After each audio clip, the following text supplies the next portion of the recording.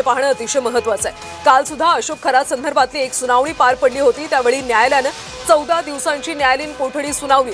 त्यामुळे आता पोलीस कोठडी सुनावली जाते का? कारण पोलीस सातत्याने ही मागणी करतात की अशोक खरातला पोलीस कोठडीच द्या। त्यामुळे कोर्ट आता नेमका काय निर्णय देतं हे पाहणं महत्त्वाचं आहे। अशोक खरातनं आज व्हीसी द्वारे या सगळ्या सुनावणीला उपस्थिती लावली होती।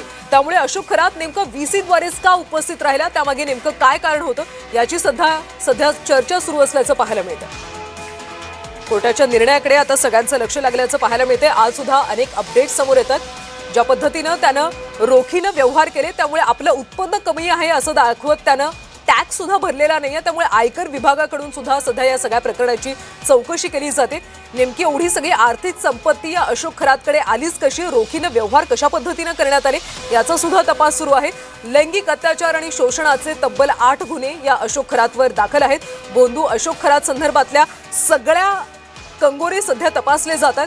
आर्थिक उलाढाल नेमकी कशा पद्धतीनं केली, ईशानेश्वर मंदिरासाठी निधी कशा पद्धतीनं गोळा करण्यात आला, जे पीडिता होत्या त्यांच्या आईवडिलांचे आधार कार्ड सुद्धा या अशोक खरातनं घेतले होते। त्यामुळे त्या सगळ्या कागदपत्रांचा आधार कार्डचा वेगळ्या पद्धतीनं काही वापर झालाय का या अनुषंगाने सध्या तपास केला जातोय। 11 पैकी 8 गुन्हे हे अत्याचार आणि लैंगिक शोषणासंदर्भातले आहेत। महिला आता धाडस दाखवून, धैर्य दाखवून समोर येत आहेत आणि तक्रार दाखल करतात। त्यामुळे या सगळ्या तक्रारींचा कशा पद्धतीने निपटारा केला जातो, पोलिसांकडून कसा तपास सुरू आहे, एसआयटीची महत्त्वाची भूमिका आहे, एसआयटी कशा पद्धतीनं खोलपणे तपास करते हे सगळंच पाहणं महत्त्वाचं आहे। त्यामुळे सध्या सातत्यानं एसआयटी कडून सुद्धा पोलीस कोठडीचीच मागणी केली जाते। त्यामुळे आज कोर्ट पोलीस कोठडी सुनावते का हे पाहणं अतिशय महत्त्वाचं आहे। कालच्या सुनावणीमध्ये 14 दिवसांच्या न्यायालयीन कोठडी सुनावण्यात आली अशोक खरातला। त्यामुळे आज पोलीस कोठडी मिळते का याकडे सगळ्यांचंच लक्ष लागलं।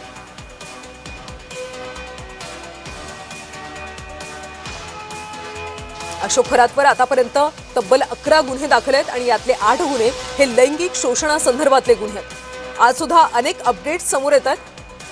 ज्या पद्धतीनं रोखीनं या अशोक खरातनं सगळे व्यवहार केले होते, 70 कोटींची प्रॉपर्टी, नेमकी ही सगळी माया कशा पद्धतीनं जमवली, ईशानेश्वर मंदिरासाठी इतका निधी कशा पद्धतीनं उभारला गेला। 2003 सालचं एक प्रकरण सुद्धा आता समोर आलेलं आहे। अगदी 3 लाखामध्ये त्याने जमिनीची खरेदी केली होती। 16 ते 20 लाख इतक्या किमतीची ती जमीन होती। मात्र त्या कुटुंबावर त्यानं दबाव आणला, मृत्यूची भीती दाखवली आणि ती जमीन बळकावली, हडपल्याचा हा संशय आहे। त्या अनुषंगाने सुद्धा सध्या तपास सुरू आहे।